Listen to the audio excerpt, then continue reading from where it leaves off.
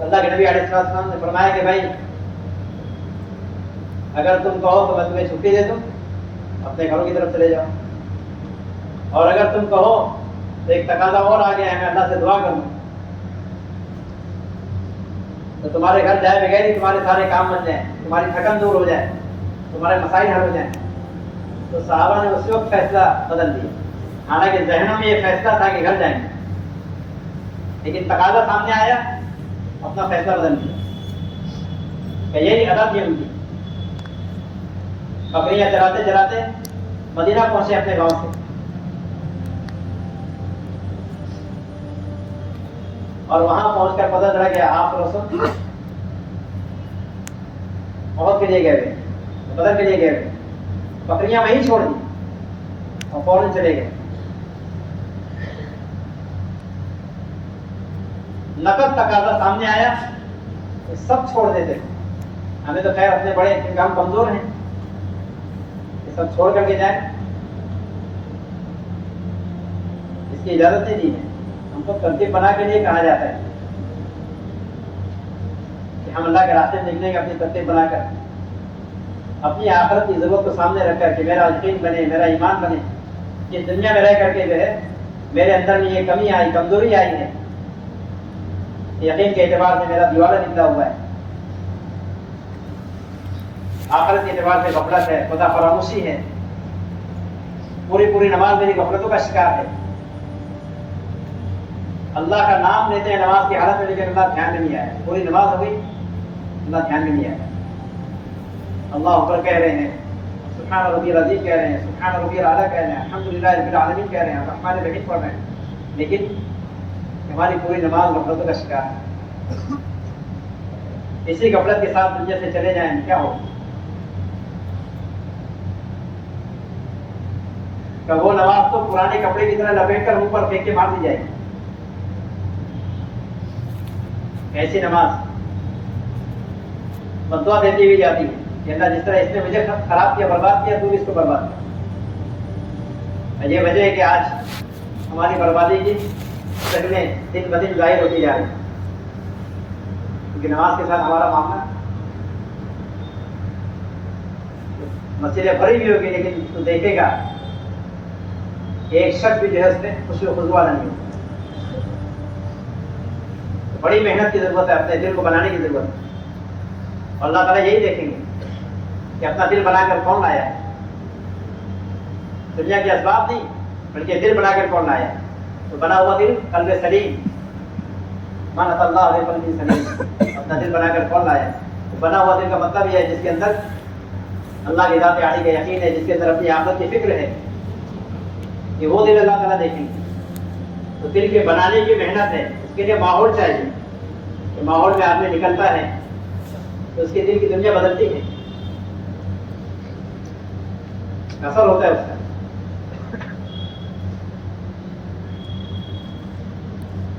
40 دن جو ہے آدمی اپنے آپ کو پابند بنانے، تکبیر اولیٰ کے ساتھ نماز پڑھنے کا، اس کی دل کی دنیا اللہ تعالیٰ بدل دیتا ہے۔ امام غزالی رحمۃ اللہ علیہ نے ایک نوجوان کا واقعہ لکھا ہے احیاء العلوم میں،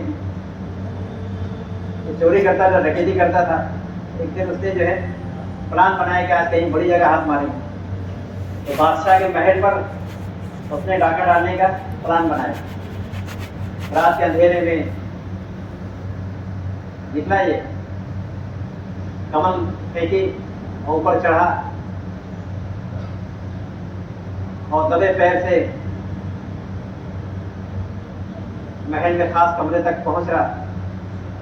اندر سے جو ہے میاں بیوی کی آواز آ رہی تھی، بادشاہ سے جو ہے اس کی بیوی جو ہے کہہ رہی ہے کہ گھر میں اپنی بیٹی جوان ہوئی، اس کے رشتے کی کوئی فکر نہیں ہے۔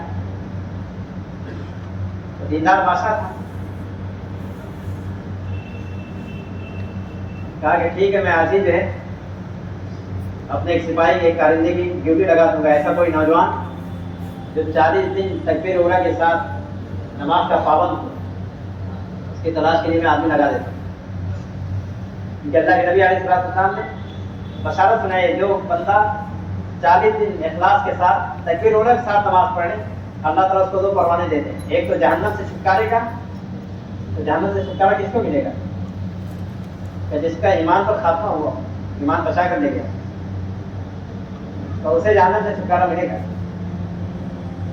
اور دوسرے نفاق سے بری ہونے کا کہ اس کا ایمان پھوٹ سے پاک ہو جائے، اللہ کیا قبول ہوگا کہ ہاں ایمان پھوٹ سے پاک ایمان لے کر آیا ہے، قبول ہے. جس کے ایمان میں پھوٹ ہو قبول کیسے ہوگا؟ نفاق، اس کا نفاق سے بری ہونے کا پروانہ. تو کا ایسا آدمی جس کا خاتمہ ایمان پر ہو، جس کی آخرت بنے، اس کی دنیا بھی اچھی ہو. تو بادشاہ نے صبح ایک کارندے کو بلایا اور ڈیوٹی لگائی، تمہاری ڈیوٹی ہے. یہ سنا اس نے سوچا کہ یہ روز روز کی زندہ سے تو اچھا ہے، صرف مسئلہ 40 دن کا ہے، تو کیوں نہ میں اہتمام کر دوں، تو شہزادی مل جائے گی. چنانچہ واپس آیا، نہا دھو کر کے کپڑا پہن کر فجر سے پہلے مسجد میں حاضر.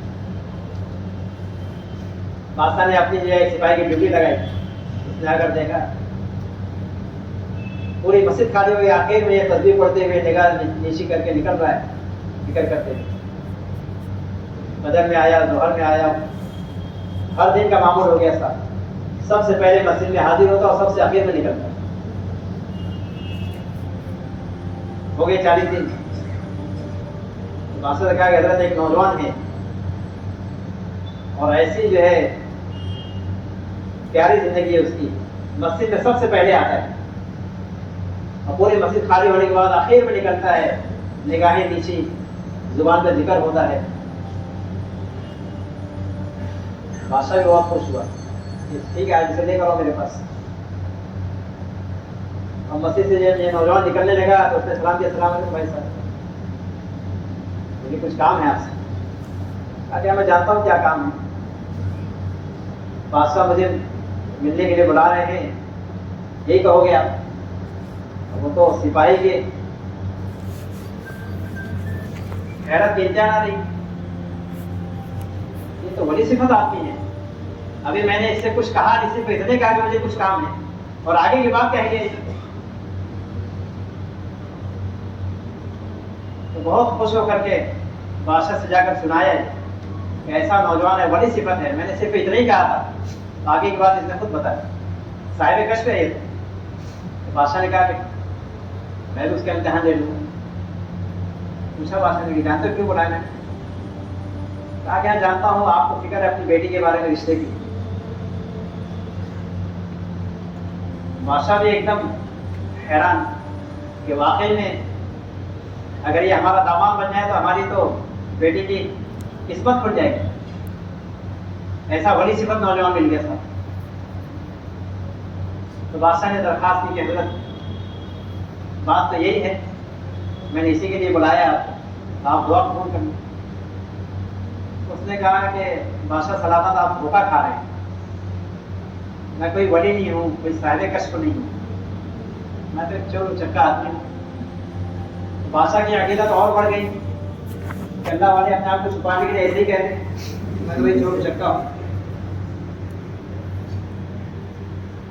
کہا کہ نہیں آپ قبول کر لیں. اس کی آنکھوں میں آنسو آ گئے. کہا کہ سنیے، پھر اپنی کارگزاری سنائی، میں فلاں رات آیا تھا اور آپ کی میں نے بات سنی تھی. تو بہرحال مختصر یہ کہ بادشاہ نے پوچھا کہ جب تم نے اسی نیت سے کیا تھا تو جب دیا جا رہا ہے تو انکار کیوں ہے؟ تو جو جواب اس نے کہا امام غزالی نے اس کو جو ہے واضح کیا ہے. اس نے جواب دیا کہ میں نے 40 دن کی عبادت اللہ کی ہے ریاکاری کی وجہ سے، اللہ کے لیے نہیں کیا تھا. میں نے تو ایک لڑکی سے نکاح ہو جائے، بادشاہ کی بیٹی مجھے مل جائے، اس نیت سے میں نے یہ اہتمام سارا کیا تھا.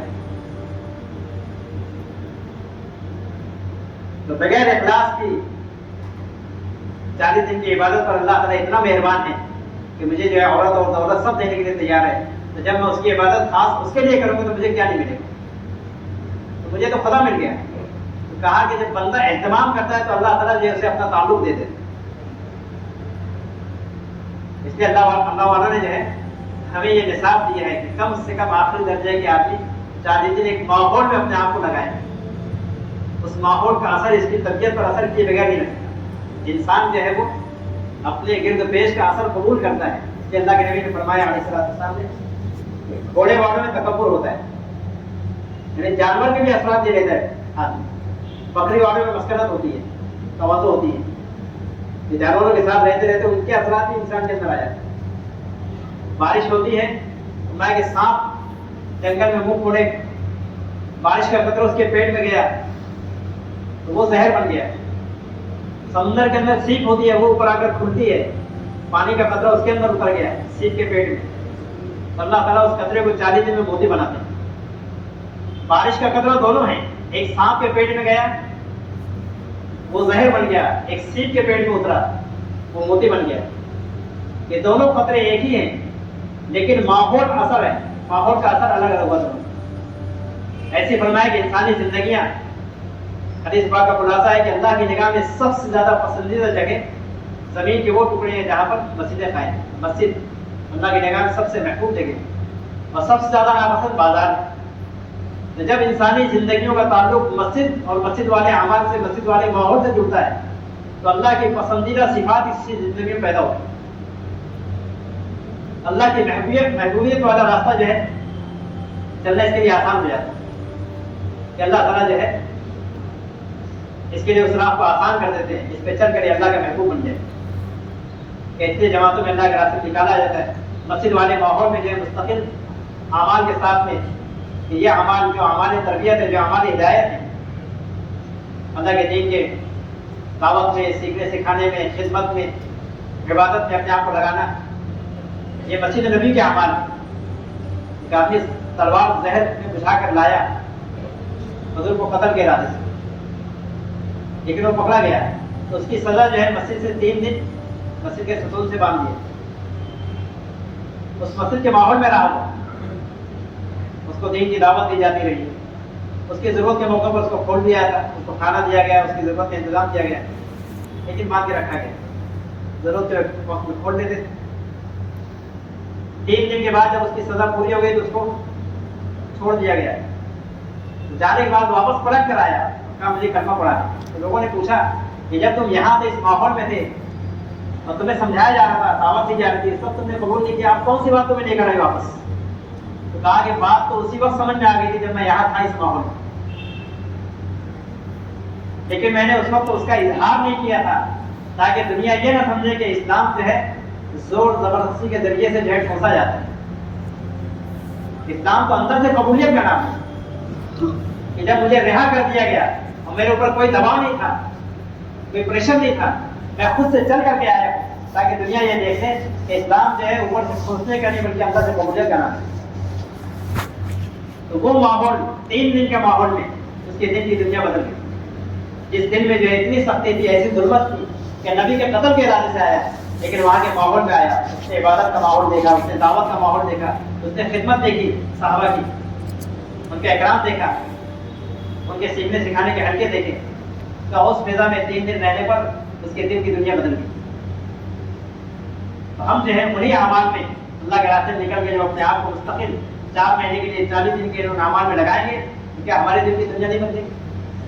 जब एक ऐसा आदमी जिसके दिल में कुफ्र भरा हो और जो इतने सख्ती के साथ नबी के कत्ल के इरादे से आया हो, उसके दिल की दुनिया बदल सकती है। तो हम तो अल्लाह का फजल है, ईमान वाले हैं, किसी न किसी दर्जे में ईमान दिल के किसी गोशे में है।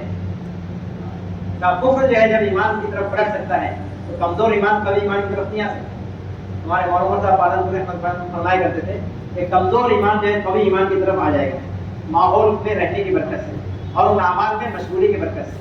कैसे अल्लाह के रास्ते निकाला जाता है, क्योंकि मैं इसके लिए सब तैयार, पता हिम्मत इरादा करके कौन कौन तैयार है।